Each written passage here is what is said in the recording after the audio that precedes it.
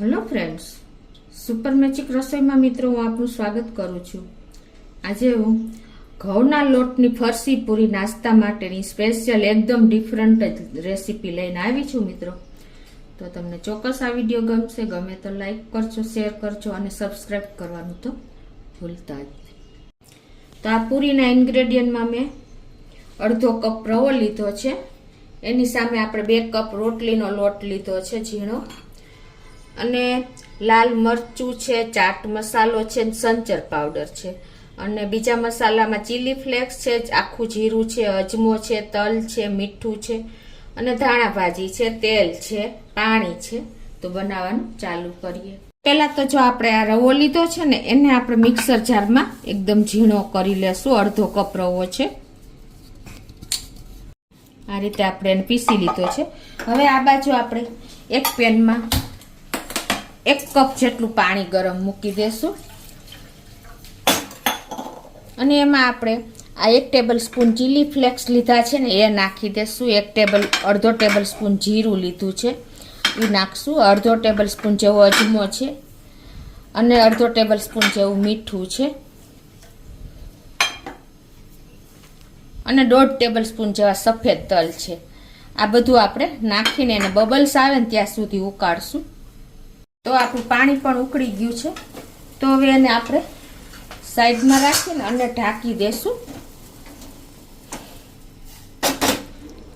અને આ બાજુ આપણે એક પેનમાં 4 ટેબલ સ્પૂન જેવું તેલ ગરમ કરવા મૂક્યું છે અને ગરમ થવા દેશું। હવે આપણે આ રોટલીનો 2 કપ લોટ છે ને, એમાં આપણે અડધો કપ રવો જે પીસો છે ને એ નાખી દેશું, અને આપણે આ બાજુ તેલ પણ ગરમ થઈ ગયું છે, તો ગેસ બંધ કરીને આ ગરમ તેલને પણ આપણે આમાં જ નાખી દેશું। અને અત્યારે તેલ ગરમ છે તો આપણે ચમચેથી એકદમ સરસ આ બધું મિક્સ કરી લેશું। તો હવે જો આપણે આ ઠંડુ થઈ ગયું એટલે હાથેથી જ મિક્સ કરી લીધું છે, અને આ રીતે મુઠ્ઠી પડી ગઈ છે। જો મુઠ્ઠી પડ્યા પછી આપણે આમ ભાંગવી પડે, અને ભાંગે ને એવું મોણ થવું જોઈએ, એટલે કે 4 ટેબલ સ્પૂનમાં તમારે આ કન્સિસ્ટન્સી આવી જશે લોટની। અને આ બાજુ આપણે પાણી પણ જો ઠંડુ થઈ ગયું છે ને, ઉકાળેલું પાણી મસાલાવાળું, એમાં આપણે આ 4 ટેબલ સ્પૂન જેવી ધાણા ભાજી સમારી લીધી છે એ નાખી દેશું। અને હવે એ પાણીએથી જ આપણે આ લોટ બાંધવાનો છે પૂરીનો। પરફેક્ટ મેજરમેન્ટ સાથે હું તમને આજે આ ઘઉંની પૂરીનો રેસીપી શેર કરું છું। તો આ રીતે આપણે પાણી નાખતા જઈશું અને લોટ તૈયાર કરી લેશું।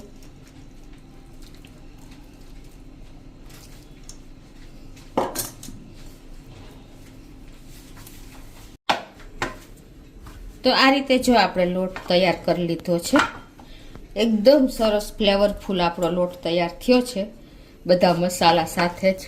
તમે એક વખત ચોક્કસ આ રીતે ટ્રાય કરજો। આ નાસ્તો તમે સવારમાં ચા કોફી સાથે લઈ શકો છો, ટૂરમાં લઈ જઈ શકો છો, અને 15 દિવસ કે મહિનો સુધી તમે આને સ્ટોર કરી શકો છો। એવો ને એવો ફ્રેશ રાખવા માટે તમારે એરટાઇટ કન્ટેનરમાં ભરવાનો છે।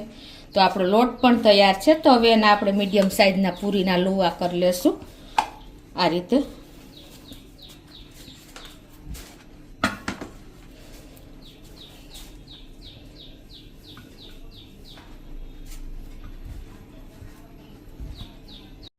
તો આ રીતે જો આપણે પૂરીના લુવા તૈયાર કરી લીધા છે, અને હવે એને આપણે વણી લેશું।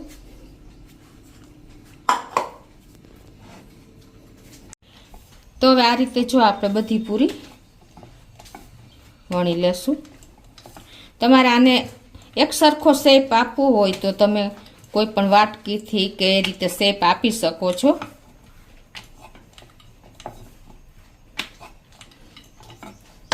આ રીતે તમારે કટિંગ કરી લેવાનું છે,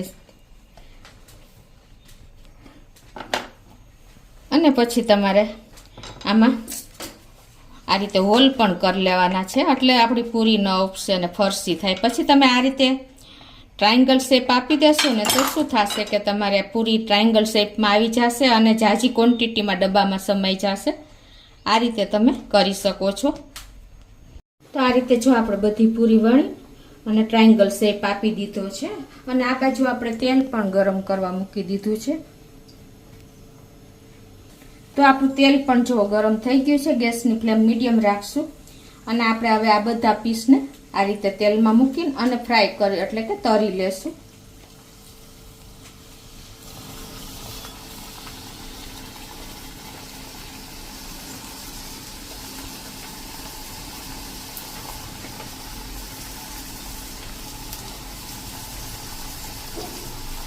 જેટલા આવે એટલા પીસ આપણે લઈ લેવાના છે.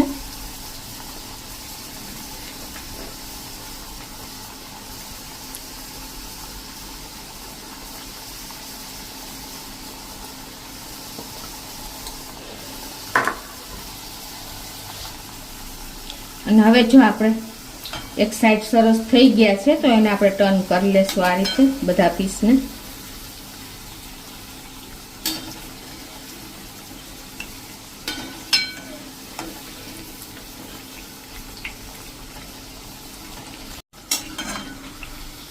તો આ રીતે જો આપણે સરસ એવા ક્રન્ચી એવા થઈ ગયા છે પીસ બધા. તો હવે એને આપણે એક પ્લેટમાં લઈ લેશું.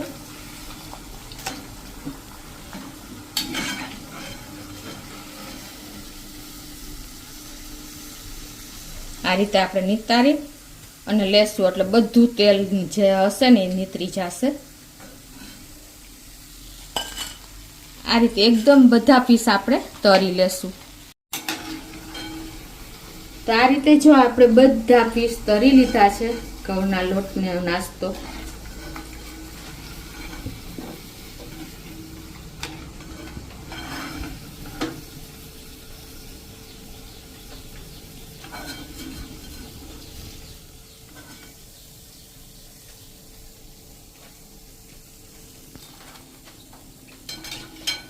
એકદમ સરસ ક્રન્ચી અને ટેસ્ટી એકદમ થયો છે. હવે એમાં ઉપરથી આપણે મસાલો છાંટવા માટેનો બનાવશું. તો એમાં મેં 1 ટેબલ સ્પૂન આમચૂર પાવડર લીધો છે, 1 ટેબલ સ્પૂન લાલ મરચું છે કાશ્મીરી અને અડધો ટેબલ સ્પૂન સંચર છે. તો આ બધું આપણે મિક્સ કરી લેશું.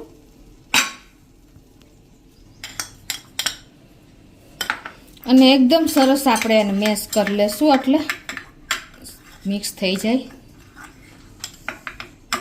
આ રીતે જો આપણે આ જે મસાલો મિક્સ કર્યો છે ને એવું ઉપરથી આપણે આ રીતે બધામાં સ્પ્રિંકલ કરી દેશું એટલે ઓર ટેસ્ટ વધી જશે.